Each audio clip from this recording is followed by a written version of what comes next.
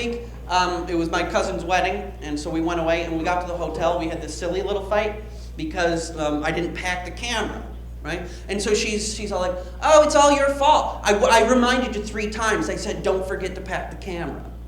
I said, well, actually, it's your fault because you were negative.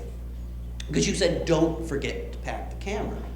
Right? If you had said that same sentence but phrased it in a positive manner, like said, like, hey, this weekend when we're at the hotel, why don't you take some naked pictures of me? I can guarantee I would have remembered that friggin' camera. Kidding me? I would have bought some track lights, a tripod.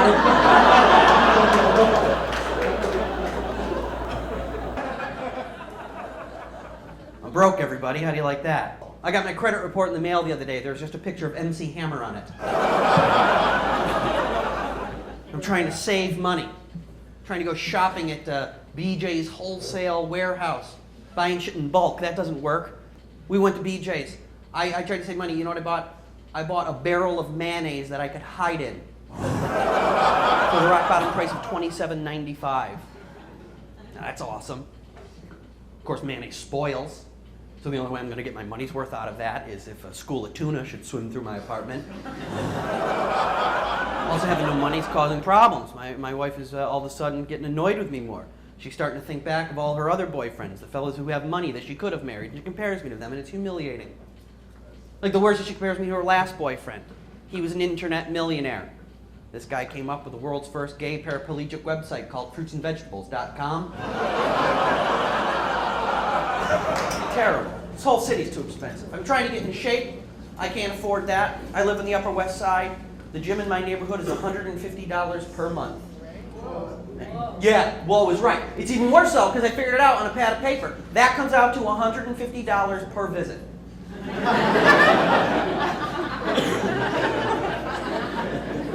And you know, when you're paying those prices, you want to see results. That's just not happening. So I decided I really wanted to get in shape. What am I going to do? So I had to shop around to try to find a gym that I could afford. That was humiliating because it turns out the only gym I can afford to go to is in prison. So I went my last resort. I was going to jog every day because that's basically free. It actually cost me $8 because I bought a pedometer, which is this little device, and you hook it up to your shoe, you run, and it tells you how far that you went. Now that's a great thing to have because now I know things about myself. For example, now I know that if I run for half a mile without stopping, blood shoots right out of my nose.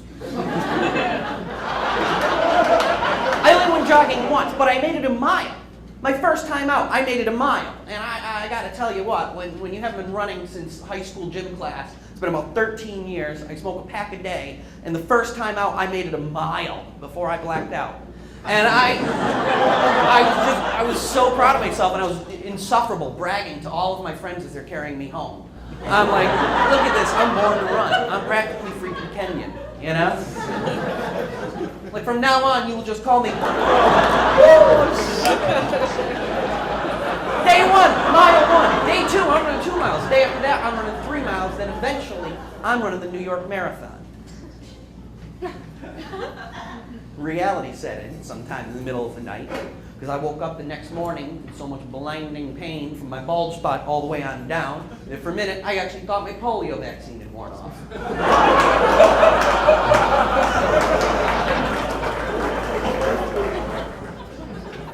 So I haven't been running since, that's the point, right? And then I started to feel guilty.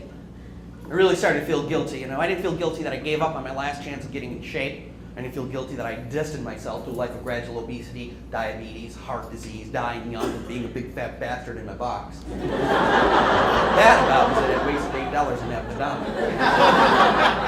Right? Because I mean, if you're not going to run, there's not a lot of other uses for it. Like, I already know it's 7 steps from the couch to the fridge.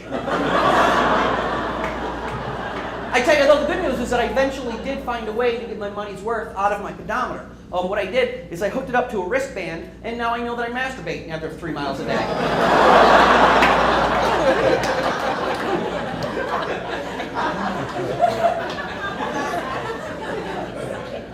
My neighbors think that's excessive. I think they should just get blinds. My fire escape too, right? Come on.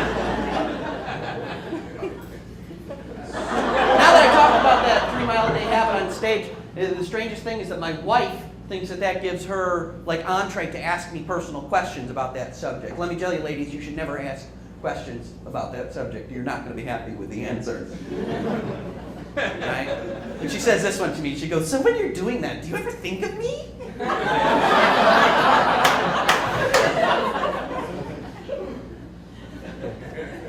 Please. Insane, right? I mean, I was trapped.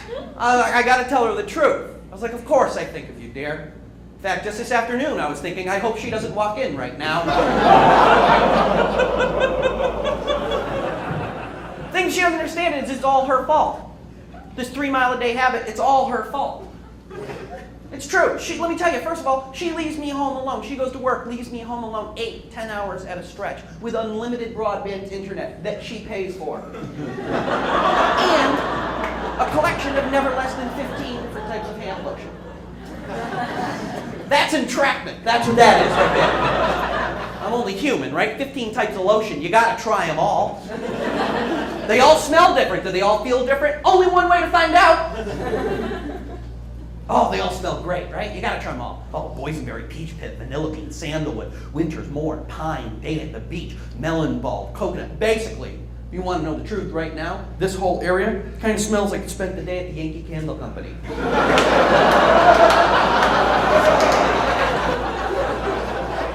But I gotta try them all.